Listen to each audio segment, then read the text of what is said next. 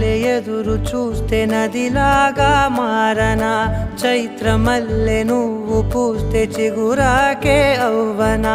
నన్నే వరించే యువరాజును అంట నీ యువ